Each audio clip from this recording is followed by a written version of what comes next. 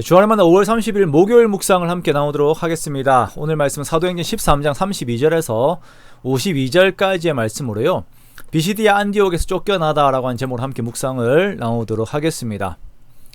오늘 본문에서는 비시디아 안디옥에 있는 회당에서 말씀을 전한 바울이 그 지역에서 쫓겨나는 장면을 말씀을 하고 있습니다.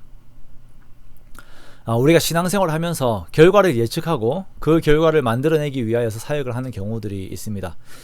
물론 우리가 행사들을 하고 사역들을 하면서 그런 결과들을 미리 생각하지 않을 수는 없지요. 그런데 우리가 내가 원하는 사역의 결과들을 위하여서 과정을, 그리고 그 본질을 바꾸는 일들은 하지 않아야 할 것입니다. 우리가 예수 그리스도의 복음을 전하다 보면 이 맛에 사역을 한다라고 생각할 만한 좋은 결과들, 정말 감격스러운 결과들이 나올 수도 있고, 또한 핍박을 당하면서 배척을 당하는 결과들이 나올 수도 있습니다. 우리는 복음에 대한 심부름꾼이지 열매를 누리는 자들이 아님을 우리가 항상 생각을 해야 합니다. 자, 우리가 화요일에 보았던 본문에서 보면 바울이 바예수라고 하는 거짓 선지자의 눈이 멀게 하면서 총독 서기오 바울이 예수를 믿게 되는 극적인 사건을 우리가 보았습니다. 자, 우리가 이러한 것을 보면 그리스도의 승리라고 생각을 합니다. 그런데 오늘 본문에서는 바울이 복음을 전하고 이방인들은 믿는 자들이 많이 생기는데 유대인들은 바울을 배척하여서 박해하며 그 지역에서 쫓아내어 버리는 것을 보게 되어요. 우리가 이런 결과를 당하게 되면 어떻게 될까? 많은 생각들이 들죠. 하지만 바울은 여전히 기쁨과 성령이 충만하여서 다른 지역에서 하나님의 말씀을 전하는 것을 우리가 보게 됩니다. 내가 환영받는 것이 아니라 그리스도께서 환영받으시도록 종의 역할을 충실히 하는 것, 이것이 그리스도의 종된 자의 자세입니다. 자, 바울은 예수 그리스도의 부활에 대하여 설교를 합니다.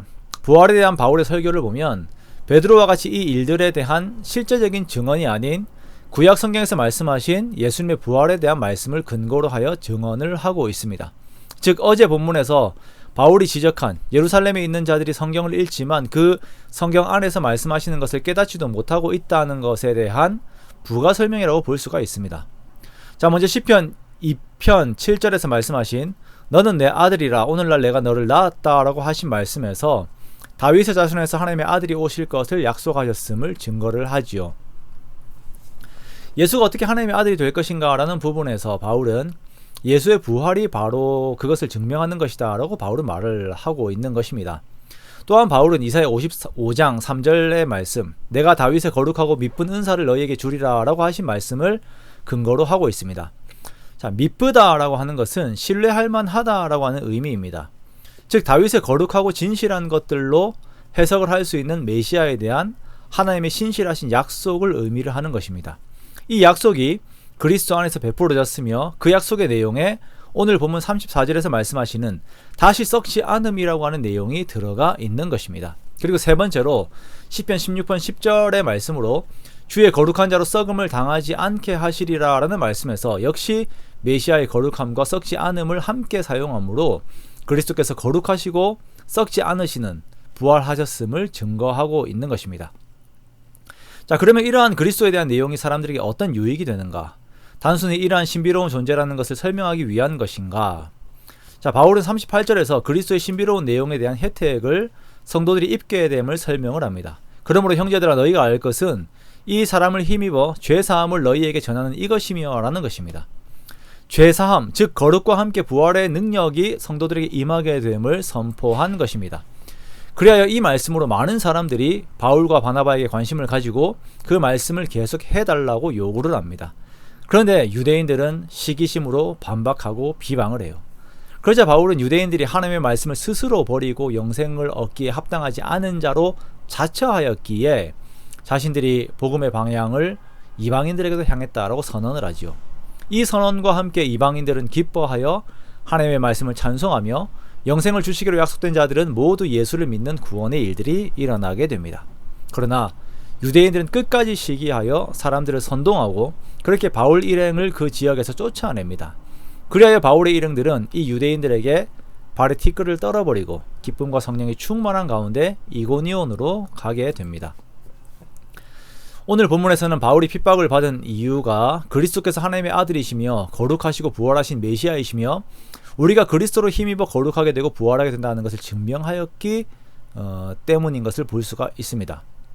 여러분, 우리가 이 부분에 주목해야 하는 것은 우리가 이 복음을 전하게 되면 핍박을 당하게 된다라는 것이에요. 한편으로는 핍박을 당하지 않을 수 있는 방법이 있다라는 것인데, 그것은 복음을 제대로 전하지 않는 것입니다. 그리스도께서 하나님의 아들이심을 전하지 않고 부활에 대한 믿음을 전하지 않으면 핍박을 당하지 않아요.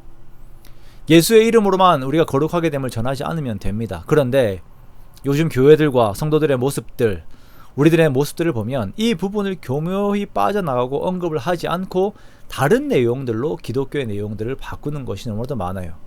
다른 내용들로만 교제하고 다른 내용들만 알리려고 하는 것들, 치유하시는, 회복하시는, 교제하게 하시는, 일하게 하시는 등의 내용들이 그런 것들이겠죠. 중요한 것이지만 여기에서 예수 그리스도의 이름에 권세가 있음을, 그분이 우리 참 하나님이심을 빼버릴 때가 많이 있다는 것입니다. 여러분, 복음의 중심에는 예수님께서 거룩하신 참 하나님이시고 예수님의 이름에 죄사함의 권세가 있고 예수께서 부활하시고 나도 예수님과 함께 부활한다는 것이 가장 중심된 내용입니다. 그런데 이 말씀이 사람으로 하여금 구원에 이르게 하기도 하고, 또한 이 말씀이 전하는 자로 핍박을 받게 하기도 한다라는 것입니다. 우리는 이 복음을 사람들이 듣기 좋을 만하게 바꾸면 안 됩니다. 이 복음을 변질시키면 안 됩니다. 성경에서 말씀하시는 그대로를 우리가 믿고 우리가 전하는 것입니다. 그리고 결과는 하나님께 맡기는 것, 이것이 복음을 맡은 자들이 가져야 하는 태도입니다. 우리가 우리에게 주신 복음을 감사하게 여기고 그 복음 그대로를 전하는 모두가 되시기를 원합니다. 그리하여 그 복음의 능력이 나타나는 것을 함께 보며 감사하는 우리가 되기 원합니다. 그렇게 오늘도 온전히 복음의 내용을 믿음으로 의지하여 세상과 구별된 자로 살아가고 복음의 능력을 경험하는 저와 여러분의 복된 삶이 되시기를 주님의 이름으로 축원합니다.